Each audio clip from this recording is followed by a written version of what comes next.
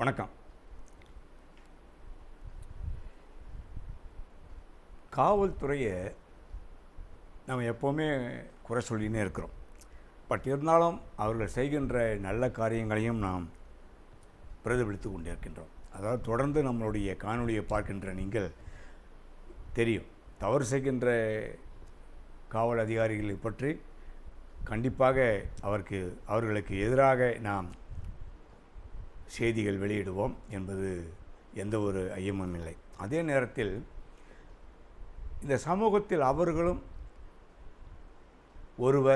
அவர்களும் அங்கத்தினர் என்பதை நாம் மறந்துடக்கூடாது. இப்போ உதாரணத்துக்கு எடுத்துக்கோங்கன்னா, சென்னை கண்ணகி நகரில்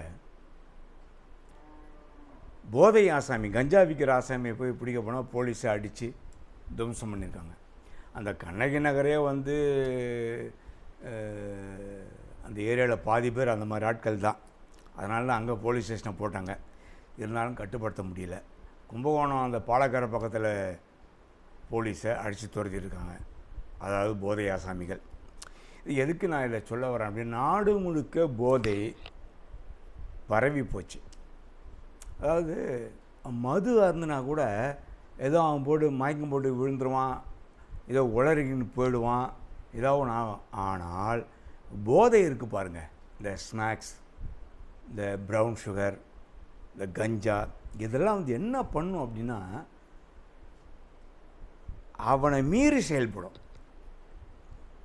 அவன் என்ன செய்கிறான்றது தெரியாது. குடிகாரங்களுக்கு கூட சுதாரிப்பு இருக்கும். ஆனால் அந்த போதை வஸ்துக்கள் உபயோகப்படுத்துபவர்கள் என்ன செய்கிறாங்கன்னே தெரியாது. மூளையை மழிக்கிடும் போட்டு. அது அப்படியே இருக்கும், அப்படியே கான்ஸ்டண்ட்டாக இருக்கும். அவனுக்கு என்ன பண்ணுறதுன்னு தெரியாது. எதிரில் போலீஸாக அடிப்பான், யார் வந்தாலும் அடிப்பான், தகராறு பண்ணுவான். என்ன பண்ண முடியும்? நம்ம கண்ணுக்கு முன்னால் பார்க்குறோம், போலீஸை வெட்ட அடிக்கிறானுங்க 2 பசங்க. இதுக்கெல்லாம் என்ன காரணம் அப்படின்னா, போலீஸ் பற்றாக்குறை ஒன்று. தேவையான நேரத்தில் சரியான நேரத்தில் ரோந்து பணியில் போகணும் போலீஸ். அது போகிறது கிடையாது. நைட் ரவுண்ட்ஸ் போகிறாங்க. காலையில் சாயந்தரம் 7 மணினா பொழுது விடிஞ்சு 8, 9 மணி வரைக்கும் நைட் ரவுண்ட்ஸ் டியூட்டி பார்க்குறாங்க, இல்லைன்னு சொல்லலை. அதை டைட் பண்ணணும், துரிதப்படுத்தணும். அது மட்டும் இல்லாமல் காவலர்கள் அதிகமாக தேவைப்படுது நாட்டுக்கு. இதை யாருமே வலியுறுத்துறதில்லை. எந்த அரசியல்வாதிகளும் எந்த சமூக நல விரும்பிகளும் இதை வலியுறுத்துறதில்லை. காவலர்களை அதிகப்படுத்தணும், இன்னும் எடுக்கணும். ஏன்னா மக்கள் தொகை அதிகமாகுது. குற்ற செயல்கள் நாடு முழுக்க தினம் தினம் அரங்கேறி வருகிறது. இந்த குற்ற செயலை தடுக்க வேண்டுமானால் போலீஸ் தான் பண்ண முடியும், நம்ம பண்ண முடியாது. அப்போ போலீஸ் அதிகபட்சமாக இருக்கணும். இப்போ கிராமத்து சைடெலாம் பார்த்திங்கன்னா, பெண்கள் வேலைக்கு போவாங்க, பஸ் ஸ்டாண்டில் அங்கே பஸ்ஸை இறக்கி விடும், அங்கேருந்து ஒரு 1/2 கிலோமீட்டர் நடந்து போவாங்க. அங்கே உட்காந்துருப்பானுங்க பசங்க, கிண்டல் பண்ணுவானுங்க, கேலி பண்ணுவானுங்க. வாராபதியில் உட்காந்துருப்பானுங்க, தண்ணி போகிற வாராபதியில். தண்ணி போகிறதுக்கு தான் அந்த ஓடை இருக்குது, தவிர அங்கே உட்காந்து தண்ணி அடிக்கிறதுக்கு அந்த வாராபதி கிடையாது. இவனுங்க அங்கே தண்ணியை போட்டுக்கின்னு அங்கே உட்காந்துருப்பானுங்க. போகிற வர பொம்பளைலாம் கிண்டல் பண்ணுறது, முடிஞ்சால் தூக்கின்னு போயிடுறது. இந்த மாதிரி அசம்பாவிதங்கள், இது போன்ற கபலீகரங்கள் தமிழ்நாடு முழுக்க நடந்து வருது. எல்லாருக்குமே தெரியுது. இது காவல்துறையால் ஒன்றும் பண்ண முடியல. ஏன் பண்ண முடியல அப்படின்னா, அவங்களுக்கு பல வேலைகள், அதாவது காவல்துறை சம்பந்தப்பட்ட வேலைகள் இருந்தால் பரவாயில்ல, அது இல்லாமல் பல வேலைகளை உயர் அதிகாரிகள் கொடுத்துட்றது. அதனால் போலீஸார் தட்டுப்பாடு, குறைவு, இதனால் குற்றங்கள் அதிகமாக வருது. குற்ற செயல்கள் அதிகமாக சமூகத்தில் அரங்கேறி வருது. இது தடுக்க முடியல. காவலர்களை பெருக்கணும். காவல்துறையில் போலீஸை அதிகமாக எடுத்து கண்காணிப்பு தீவிரமாக இருக்கணும். என்னதான் இருந்தாலும் நம்ம கண்ணில் மிளகாத்தூளை தூவிட்டு திருடம் போயிடுறோம், அது வேறு விஷயம். பட் இருந்தாலும் காவல்துறையினர் தன்னுடைய பணியை கரெக்டாக பண்ணாங்கன்னா ஓரளவுக்கு குற்றத்தை அதாவது தடுத்து நிறுத்த முடியும். அது நடக்குது, இல்லைன்னு சொல்லலை. ஆனால் அதையும் மீறி சில நேரங்களில் நடக்கும்பொழுது தான் நமக்கு கஷ்டமாக இருக்குது. இப்போ போலீஸே வந்து அடிக்க வரான் அப்படின்னா நம்மளையும் அடிப்பான்ல, பப்ளிக்கும் அடிப்பான்ல. காக்கி சட்டை பார்த்தாலுமே கொஞ்சம் பயம் வரும். அதுக்கு தான் யூனிஃபார்மை போடுறது. யூனிஃபார்ம் போடாத யாரும் டியூட்டிக்கு வெளியே நைட் ரவுண்ட்ஸ்லாம் போகிறவங்க யூனிஃபார்மில் தான் போடணும். மஃப்டியில் போக முடியாது. அந்த யூனிஃபார்மில் இருந்தால் தான் நம்ம பிழைக்க முடியும், வாழ முடியும்னா முடியாது. அப்படி ஒரு காலகட்டம். மஃப்டிலெல்லாம் போய் ஒன்றும் பண்ண முடியாது. இப்படி இருக்கும்போது இந்த சமூகத்திற்கு பாதுகாப்பு இல்லை. இப்போ பாதுகாப்பு வேணும் அப்படின்னா போலீஸ் இருக்கணும், போலீஸ் அதிகரிக்கணும். இருக்கிற போலீஸே போதும். ஆனால் தேவையில்லாத வேலைகளுக்கெல்லாம் போலீஸார்கள் பணிக்கு செல்கிறார்கள். அதனால்தான் பிரச்சனை.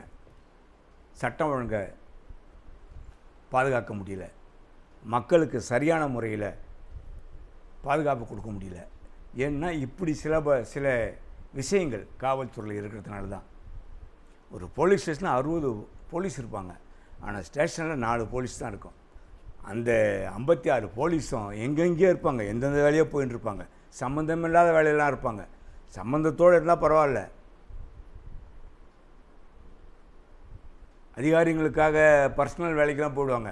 10 கான்ஸ்டபிள் 20 கான்ஸ்டபிள் ஒவ்வொரு ஸ்டேஷனில் போனால் என்ன ஆகுறது சொல்லுங்கள். இதெல்லாம் தடுத்து நிறுத்தப்பட வேண்டும். உயர் அதிகாரிகள் இதெல்லாம் வந்து தவறான வழியில் காவலர்களை பயன்படுத்தக்கூடாது. உங்களுக்கும் பொறுப்பு இருக்குது, அதை நீங்கள் புரிஞ்சுக்கணும். சில அதிகாரிகள் வீட்டில் 20 போலீஸ் 25 போலீஸ், எதுக்கு அத்தனை போலீஸ் வச்சுருக்கிறீங்க சொல்லுங்கள். அதுக்கு வந்து வேறு வழி இல்லாத போகிற போலீஸும் உண்டு, அதுக்கு சம்மந்தப்பட்டு போகிற போலீஸும் உண்டு. நம்ம அதெல்லாம் வேணாங்க, 30 போலீஸ் கூட நீங்கள் வச்சுக்கங்க சார், அது வேணான்னு சொல்ல சார். மக்களுக்கு பாதுகாப்பாக இருங்க. உங்களுக்கு பாதுகாப்பு இல்லையே, உங்களையே போதை ஆசாமி அடிக்க வரானே அப்படின்னும் பொழுது நாட்டு மக்களுக்கு எப்படி நீங்கள் பாதுகாப்பு கொடுக்க முடியும்? அப்போ அரசாங்கம் காவல்துறையை வலுப்படுத்தினா தான் அவங்க மக்களுக்கு பாதுகாப்பாக இருப்பாங்க, மக்கள் தைரியமாக போவாங்க. பெண்கள் தைரியமாக, இப்போலாம் வந்து பெண்கள் எல்லாம் வேலைக்கு போகிறாங்க, நேரங்காலம் தெரியாமல் போகிறாங்க வராங்க, பாதுகாப்பு இல்லாத போகுது. அங்கங்கே முச்சந்தில் நிற்கிறான், 4-5 பேர் நிற்கிறான், வாராபதியில் உட்காண்ட்ருக்கிறான், 4 முக்கு ரோட்டில் உட்காண்ட்ருக்கிறான், போதை அடிச்சுக்கின்னு மது அருந்துக்கின்னு எல்லாம் உட்காண்ட்ருக்கான். இது கிராமப்புறத்தில் இது ரொம்ப ஓவர், இதை ஒன்றுமே பண்ண முடியல. அப்போ போலீஸ் வந்து கடுமையாக நடவடிக்கை எடுக்கணும், கடுமையாக இறங்கணும். இல்லை அப்படின்னா இது போன்ற தவறுகள், இது போன்ற அயோக்கியத்தனங்கள் நடந்து தான் இருக்கும். இன்றைக்கி போலீஸ் அடிப்பான், நாளைக்கு எல்லாரையும் அடிப்பான். அவனுக்கு கண்ணு மண்ணே தெரியாது, போகிறான் வரான் எல்லாரையும் அடிப்பான்.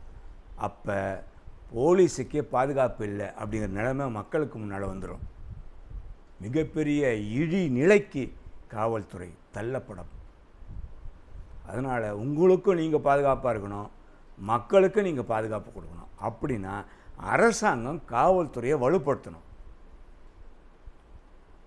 வலுப்படுத்தினா தான் இந்த தேசம் காக்கப்படும். இது போன்ற ரவுடிகள், இது போன்ற மதுவினால் அடிமையாகி கலாட்டா பண்ணுறவங்க, போதை ஆசாமிங்க, கண்ணு முன்னு தெரியாதவங்க, இதெல்லாம் கட்டுப்படுத்த முடியும். இல்லைன்னா முடியாது.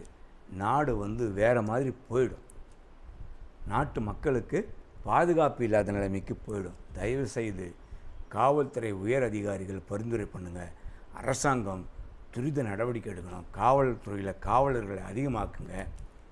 பணியை, தேவையில்லாத பணியை காவல்துறை மேலே திணிக்காதீங்க. மக்களுக்காக பணியாற்றுகின்ற காவலர்களை அந்த பணிக்கு மட்டுமே அமர்த்துங்கள். மீண்டும் இன்னொரு காணொளி காட்சியை உங்களை சந்திக்கின்றேன். நன்றி, வணக்கம்.